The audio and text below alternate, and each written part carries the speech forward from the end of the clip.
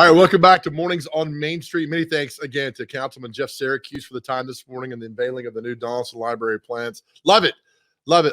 Again, checking the radar and what's happening around Middle Tennessee. Still pretty bad out there. And the traffic around Nashville, if you're heading in, just, you know what, take it, have the boss call me and I'll give him what's happening because it's about I don't want you guys to get stuck in the traffic. Traffic is bad out there. So please be careful as you make your way in this morning. Let's bring in popular demand, and I really don't know why.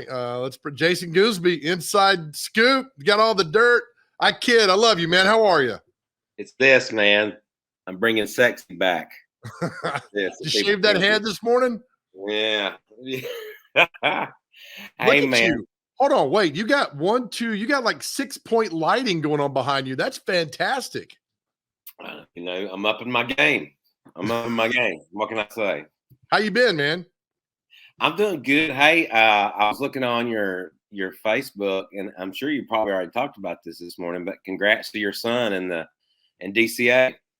I appreciate you, man. Yeah, they won the state championship last week. And what's weird about that is it's awesome, but to see the progression of the team from two-a-days back in May and June to go through the season, get your butt kicked in a game in the regular season, regroup, come together, and roll through the playoffs. It's really cool. So, as you know, playing football at high school and the collegiate level, it's, you make memories, and I tell people all the time, football is more than a game.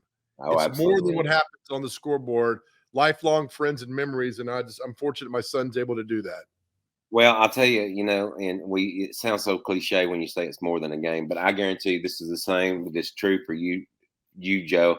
I still take lessons every day that my coach taught me as a teenager and apply it to my life about not giving up, working hard, and playing the next play and playing to the whistle and finishing hard. Right. And it's just, I love seeing that. Tell your son, it was just a big deal when I was in high school if our team made it to the playoffs. And that's kind of I never won a playoff game. And I went to McGavock. We had a great team. We never won a playoff game. Yeah. We always got beat in the first round. I mean, it was different back then because only, 16 teams made it instead of 32 and all that. But it's great to talk about coach life lessons. There was my college coach. It always said, no matter what you do in life, never embarrass your mother. And I took to this. My mother, God rest her soul, has been gone 10 years. I still take that to heart. I do not want to ever embarrass my mother. That's what I tell my son. I can handle whatever you do, but you do not embarrass your mother. And it's funny that you mentioned that. When I was getting ready to try to go play in college football somewhere, my coach gave me a little pamphlet, a little book about the process. And one of the things that this book said was, no matter where you go, you are a representative of your raising, of your high school, of your community, of your family. I mean, you're a representative. And I just never thought about it that way. And like you say, Joe, if you embarrass your mother, it makes your raising bad. Like you wouldn't raise better. Exactly. That's the last thing you don't want to do that.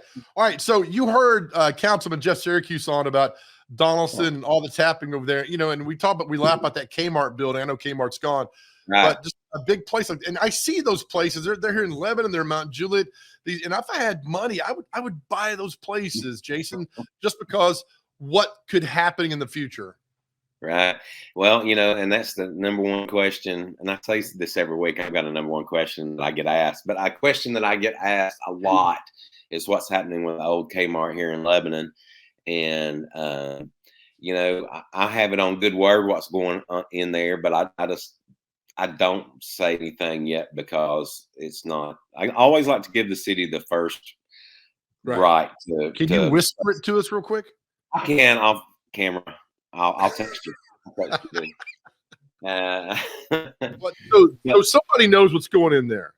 Oh yeah. What is the tricky thing with those big buildings like that are the leases, and the leases are negotiated over a long period of time, and they're hard to negotiate because I can tell you this about Kmart, which is no secret.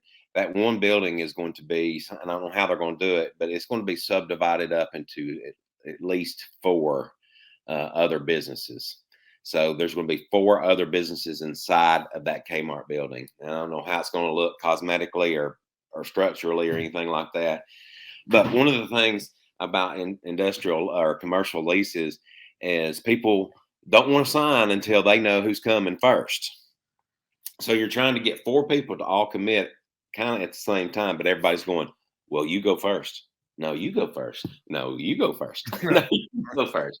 And so it's this little dance, and they're difficult to negotiate because, hey, you know what? You sign those leases and business doesn't work out there and you sign a long-term lease, you're still on the hook for that lease for a long time. Point in case, when Kmart went out of business, you know, they didn't own that building. Kmart doesn't own that physical structure. There's a company, I believe, out of Alabama. The man that owns that building is the one who built it in the 70s. Joe, he's 100 years old. He just celebrated last year. He's over 100 years old. His kids, you know, they're only 80. They're the ones that are running it now. But I'm sorry, I went there. But Kmart, when they went out of business, they still had a lease. They still had a lease on that building, so I'm not sure whether bankruptcy or whatever.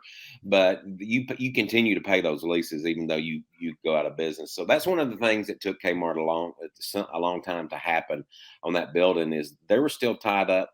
Kmart with even though it was sitting empty, there was still a lease on that building. And that's interesting. You know, it's funny. We talk about, you know, entertainment and shopping and things like that. You know, you got the Indian Lake over in Hendersonville, the Avenue to Murfreesboro, Providence in Mount Juliet. You know, I think the days of the mall, because people, I don't want to drive to Hendersonville to shop or whatever. You know, I want to go down the street. You think Lebanon will ever have something like that? Or is Mount Juliet and Providence going so well and so good that it would be a mistake for somebody to start something like that in Lebanon? Yeah, I think the retail is being rethought so much, and that's so expensive with the real estate to do that. I don't think so. I don't I don't want to be a joy kill to anybody. No, that's fine. Providence is more than fine. Traffic is awful, but right. And I think, and I don't know, I think our vision of a brick and mortar retail, I think there's going to be some form of, I don't even know how that's going to look. I don't think can't even conceive how that's going to look right now. You know, I think the way it's really going with Amazon is that Amazon is going to have a big warehouse in just about every little metro area that you buy it and you have it the next day, and free returns, so there's no risk of, you know, of thing. But that seems to be the route that we're going, is that there's going to be more like warehouse hubs that deliver out, and not brick and mortar retail stores that you go into. And well, I see the future coming of drones and delivering packages, and I also see the future of my neighbors shooting them down out of the sky. So we'll see what happens. All right, hey, let's take a quick break. Celebrity birthdays, you ready? Yeah, I'm ready. All right, you did awful last week, so let's try to get better this week.